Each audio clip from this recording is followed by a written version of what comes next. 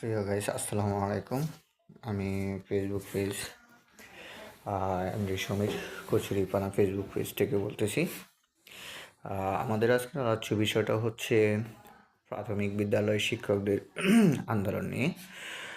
বাংলাদেশের সকল সরকারি প্রাথমিক বিদ্যালয়ের শিক্ষকগণ, কর্মকর্তা কর্মচারীগণ ওদের বিভিন্ন দাবি দাক্কা নিয়ে আন্দোলন করতেছেন এবং বার্ষিক পরীক্ষাগুলো ওরা স্থগিত ঘোষণা করছে। বিভিন্ন জেলা, উপজেলা এবং ইউনিয়ন পর্যায়ে সকল প্রাথমিক বিদ্যালয়গুলো বার্ষিক পরীক্ষা স্থগিত করা হয়েছে। দেশের প্রায় লক্ষ লক্ষ আপনার শিশু বার্ষিক পরীক্ষা থেকে বঞ্চিত হয়েছেন। বাংলাদেশের বিভিন্ন কর্মকর্তা কর্মচারীরা বিভিন্ন প্রতিষ্ঠানের পর্যালোচনা সাপেক্ষে সবাই পদ পদবীর জন্য বিভিন্ন পর্যায় থেকে আন্দোলন সংগ্রামে লিপ্ত আছেন। বিশেষ করে আপনার জুলাই গণ অভ্যুত্থানের 5ই আগস্টের পর থেকে এই সমস্যাগুলো দেখা যাচ্ছে। বিগত কয়েক মাস আগে বাংলাদেশের সবচেয়ে স্বনামধন্য একটা প্রতিষ্ঠান, সেই প্রতিষ্ঠানটার নাম হচ্ছে ঢাকা বুয়েটের ছাত্রছাত্রীরা গ্রেড নিয়ে প্রথম আন্দোলন শুরু করছে। তারা নবম গ্রেড থেকে দশম গ্রেড চাচ্ছে। আমি তখন নবম এবং দশম গ্রেড নিয়ে একটা ভিডিও আপলোড করছি।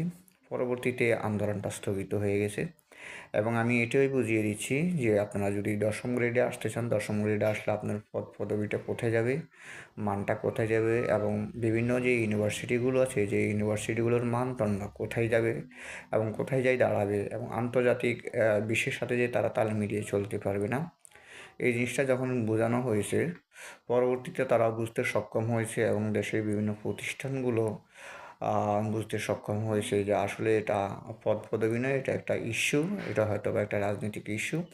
যাক, আন্দোলনটা স্থগিত হয়ে গেছে।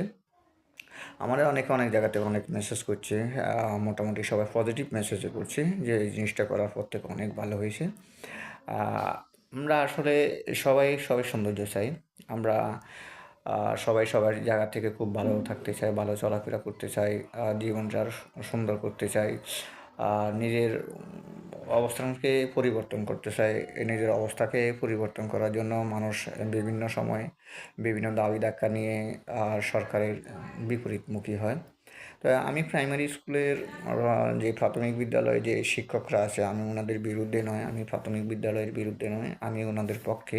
তবে এখানে একটা কথা আছে, সেটা হচ্ছে আপনারা এখন যেটা আন্দোলন করতেছেন, এই আন্দোলনটা আপনাদের জন্য প্রযোজ্য নয়, প্রযোজ্য হবেও না। কী জন্য প্রযোজ্য হবে না, এখানে একটা জিনিস বুঝতে হবে। সেটা হচ্ছে আপনি যদি প্রাইমারি স্কুলে নিয়োগের মাধ্যমে আসেন,